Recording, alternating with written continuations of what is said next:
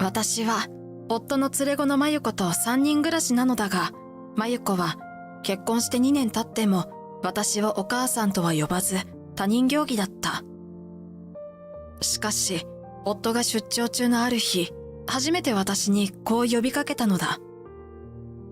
お母さん、実は。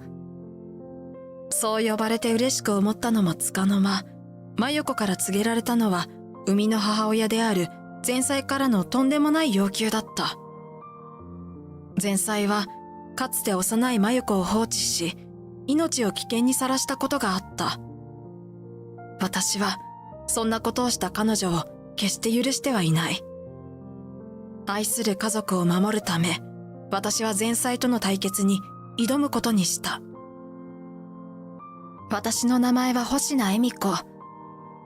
年齢は35歳で、同じ年の夫の匠と11歳になる娘の真由子と暮らしている。娘といっても真由子は夫の連れ子で、私と血のつながりはないのだが、娘のことは大事に思っていた。それというのも、私が夫と結婚したきっかけは2年半前に真由子と出会ったからだ。私は父が社長を務める不動産会社で働いているのだが、アパートの家賃を滞納して連絡が取れなくなった借り主の対応をすることになり、マスターキーを使ってその部屋に入ると、痩せ細った少女がゴミだらけの部屋の片隅で目を丸くしてこっちを凝視していたのだ。一瞬動揺した私だったが、よく見ると綺麗な顔立ちの女の子で、ちゃんと私に向かってこう言った。こんにちは。ああ、こんにちは。あなた誰？星名真由子です。それが真由子との出会いだった。話を聞くと、真由子は母親と二人暮らしをしていたが、数日前に母親は出て行ったっきり、戻ってこなくなったらしい。どうすべきかと思い悩んでいると、真由子の様子がおかしいことに気がついた。肩を上下させて呼吸しているのだ。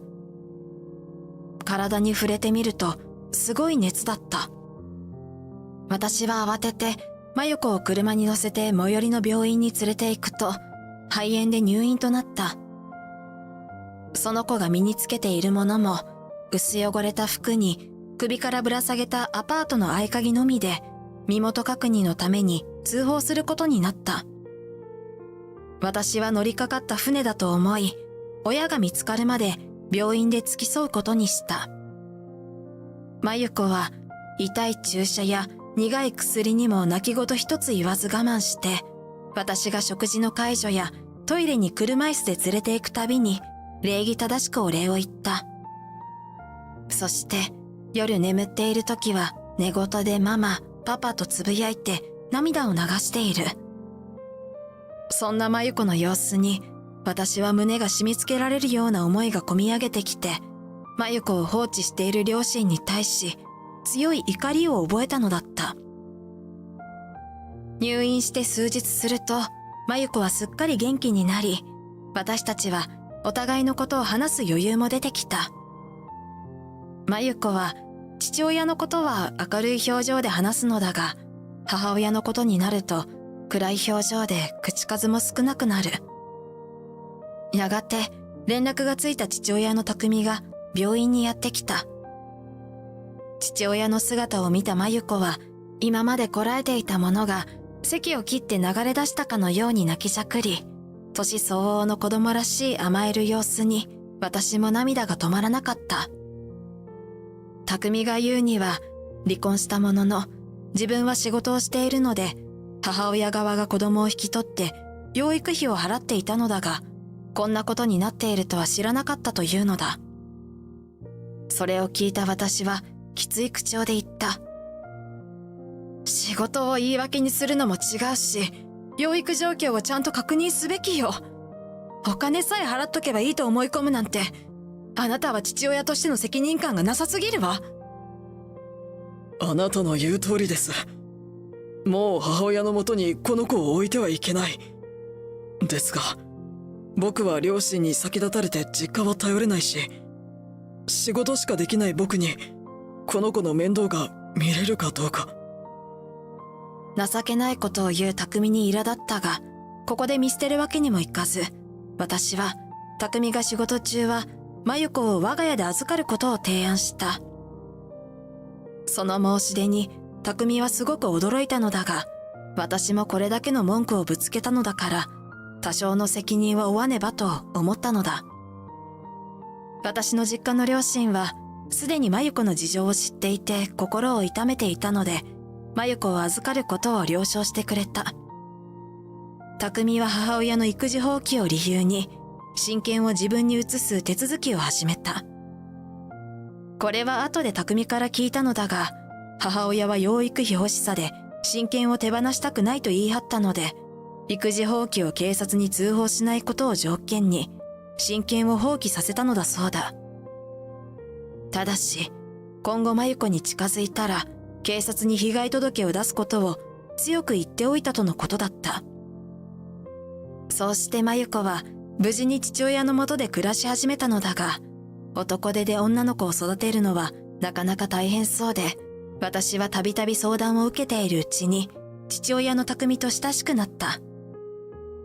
少し頼りないところのある匠を支えたいという気持ちは、最初は真由子のことが心配だったからなのだが、徐々にお互いに好意を抱くようになり、結婚に至った。しかし、結婚後も真由子は私を恵美子さんと名前で呼んで、お母さんとは言ってくれなかった。反抗的な態度を取るようなことはなく、遠慮ばかりして他人行儀すぎるのだ。私は夫につい弱音を吐いてしまうこともあった。まだお母さんと呼んでもらえないのよ。認めてもらえないのかなって思うと寂しいわ。すると夫はこう言ってくれた。認めてないとかじゃないよ。最初の出会いから君のことは名前で呼んでいたから、ちょっと言いにくいだけかもしれない。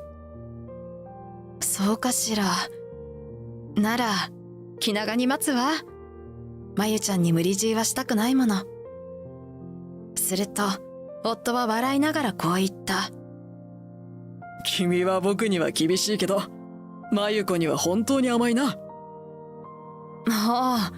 どういう意味よ。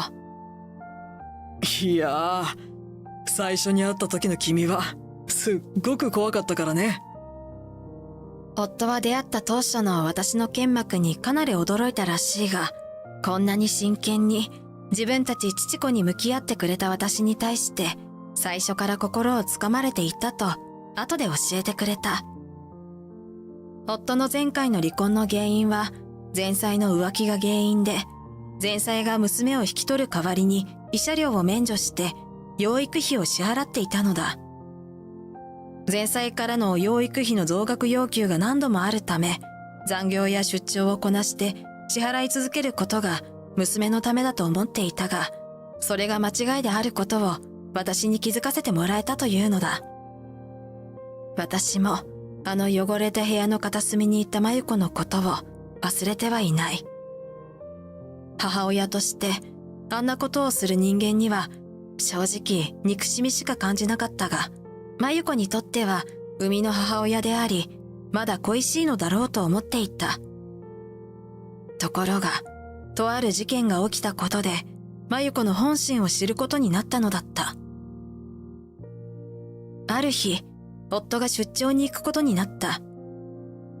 夫がいないとなかなか真由子は自分からは話しかけてくれないのだが、帰宅した真由子が突然私にこう言ったのだ。お母さん。え？真由ちゃん、今なんて。私は聞き間違いかと思ったが、娘はもう一度はっきりと私を呼んだ。お母さん、実はこれを捨てることにしたの。真由子は何かを握りしめた手を差し出した。その表情は真剣そのもので、私は初めてお母さんと呼ばれて嬉しい気持ちを押し隠していった。これは何？そそれは古びた鍵だった。私が不思議そうにそれを眺めていると、まゆこが言った。これ、初めてお母さんに会ったあのアパートの部屋の鍵。そういえば、あの時まゆこは紐に通した鍵を首にかけていた。これを今までずっと持ち続けていたなんて、やはりまゆこは生みの母親と一緒に住んでいたあの部屋に帰りたかったのだろうか。これを捨てるってどういうこと？ママともう一度一緒に住みたかったんじゃないの？すると、まゆこは悲しそうに首を横に振ったのだ。違う。もしママがあそこに帰ってきたら、言いたいことがあったから鍵を持っていたの。でも、もうママに会えたから、いらなくなったの。それを聞いた私は驚愕して、思わずかすれ声になった。あったって、いつ？するとまゆこは、驚くべきことを話し始めた。まゆこの生みの母親が学校帰りに突然現れて、まゆこを引き取りに来たと言ったのだ。戸惑うまゆこに母親は、週末に迎えに来るから、育ての母である私に養育費を準備しておくよう伝えておけと言ったのだそうだ。それを聞いた私は、その女の魂胆が読めた。金目当てのねだりに違いない。私は娘のまゆこを、私たち家族を守るために、一計を案じることにしたのだった。まゆこの実の母親とは、とあるレストランで会う約束をしたのだが、その日は私もまゆこも、ブランド物の服やアクセサリーを身につけた。いかにもお金持ちの雰囲気を出して、相手の欲深さを刺激するつもりだった。私はまゆこに言った。私が何を言っても、私を信じてね。レストランの VIP 席で待っていると、まゆこの実の母親が現れた。はじめまして。まゆこの母の美穂です。美穂は私の身につけたアクセサリーやブランドバッグをしげしげと眺めて、にやりと笑った。さすが、社長でしょうね。そのバッグはブランド品でしょ？まゆこもブランド物の服なんか着て、いい暮らししてるのね。私は澄ました顔でこう言った。こんなの大したものじゃありませんわ。それより、美穂さんから妙な申し出があると聞いたのだけど、本気ですか？そう言いながら、私はテーブルの上にブランドバッグと分厚い封筒を並べておいた。すると、その封筒を目にした美穂の目が、ギラギラと獲物を狙う猛獣のように見開かれたのだ。私は続けて言った。確か、娘を自分が引き取るとかなんとか。美穂は満面の笑みで答えた。そうなんですよ。やっぱり可愛い娘ですからね。私の手で育ててあげたくてね。でも、父親である慎吾にも相談しないと決められませんわ。でも、こうして実の母親から娘を奪っているという状況については、どう考えているのかしら。奪っている？そうですよ。そっちは私が娘と暮らす幸せを何年も奪ってるんですよ。こう言っちゃなんですけど、それって私は被害者と言えるんじゃないかしら。それもそうね。私はつぶやいて、思わせぶりに分厚い封筒に手を置き、指先でトントンと封筒を叩き始めた。それを見た美穂は、自分の思惑通りに話が進んでいると思ったらしく、さらにこう言った。何もね、我が子同様に可愛がっているあなたから、まゆこを引き離すなんて、私も鬼ではありませんからね。ただし、ちゃんと見返りはもらわないと、こちらも引き下がれないのよ。私は美穂の言いたいことがわからないふりをして、こう言った。見返りって、具体的にはどんな？わかるでしょ？いえ、すみません。そういうのちょっと私疎くて。とぼける私に苛立った美穂が身を乗り出してきた。もう、お金よ、お金。お金ですか？わざとらしく大きな声で聞き返すと、美穂は大きくうなずいていった。そうよ、当たり前でしょ？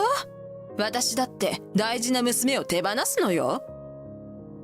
私はそんな美穂の言葉を遮っていった。おっしゃることはよくわかりました。美穂さんにとって真由子は大事な娘なんですね。そうよ、やっと分かってくれたのね。はい。ですから真由子は美穂さんの元で育てることにしてください。え？じゃあ真由子、本当のお母さんのとこに行ってね。真由子は黙ってうなずいた。どうやら真由子は私を信頼してうまく話を合わせているようだった。美穂は慌ててこう言った。ちょっと、なんでそういうことになるのよ。あ、それから美穂さんはうちにその見返りとやらをくださるんですよね。だって真由子を手放す方がお金をもらうことになるんでしょ。私がにっこりと笑ってそう言うと、美穂は怒りで顔を真っ赤にして怒鳴り始めた。はあ？何ふざけたこと言ってんのよ。意味わかんないこと言ってんじゃないわよ。さっさと金をよこせ。そう言うなり、美穂は私がテーブルに置いた分厚い封筒を奪い取った。これはいただいてくよ。そう言って封筒の中身を覗き込んだ美穂はポカンと口を開けたのだ。何なのよこれは。お金じゃないじゃないの。こんなのいらないよ。そう言って美穂は封筒の中身をぶちまけたのだが、それは数枚の折りたたまれた書類だったのだ。私は椅子の背もたれにゆっくりともたれかかっていった。あらあら、その書類は数百万円の価値があるものだけど、いらないなら仕方ないわね。嘘、やっぱりもらうわ。美穂は急いで書類をかき集めると封筒にしまい込んだ。それでこの書類をどうすればお金に換えられるのさ。私は美穂が自分のカバンに封筒を入れるのを確認してからこう言った。それはね、私の大切な娘に対して過去に育児放棄をして命の危機に陥らせた被害届の写しなの。うまく勝訴すれば300万円はもらえるわ。300万円、それはすごいわね。どうやら美穂は金額だけ聞いて自分のこととは思っていないようだ。私は呆れながらさらにこう言った。そしてね、親権がないくせに私の娘を引き取ると言って強制たかりをした人間に対する被害届の写しもあるの。これも勝訴したら賠償金で300万円くらいいただくつもりよ。さすがにここまで言われると美穂は訴えられるのは自分だと気づいたらしく、唇をわなわなと震わし始めた。強制なんて誤解よ。それに育児放棄とか昔の話でしょ。焦った口調でそういう美穂に対して私は鋭い口調で言った。夫は親権を移す代わりにあなたの育児放棄を見逃したらしいけど、まだ時効にはなってないから訴えることは可能なの。あなたがこれ以上お金目当てで娘を利用しようとするなら私も容赦はしない。美穂はがっくりと肩を落としてうなだれた。私はそんな美穂に少し口調を和らげていった。あなたもかつてはこの子の母親だったんでしょ。もうこんな真似は二度としないで。わかったわよ。もう金輪際、あんたらとは関わらないわ。そう言って背を向けた美穂に、まゆこがこう言った。ママ、さようなら。元気でね。美穂は振り返らずに、レストランを出て行ったのだった。私はまゆこに言った。ねえ、まゆこがママに言いたかったことって、何だったの？まゆこは寂しげに微笑んで言った。お別れが言いたかっただけ。その日以降、まゆこは私に対する遠慮や緊張がなくなり、自然にお母さんと呼ぶようになった。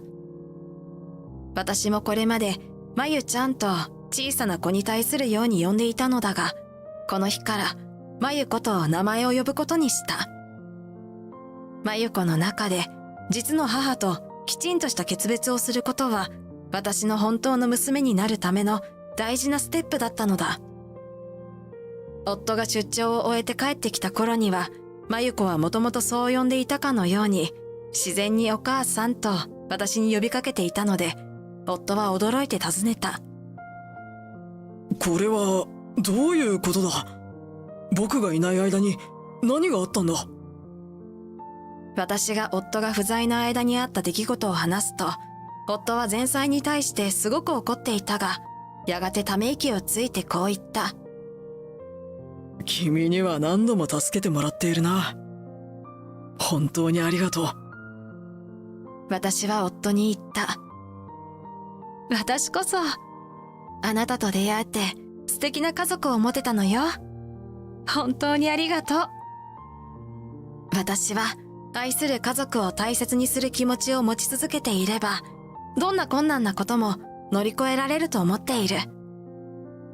夫と娘と過ごせるこの幸せに感謝しながら、今このひとときを大事にしていくのだ。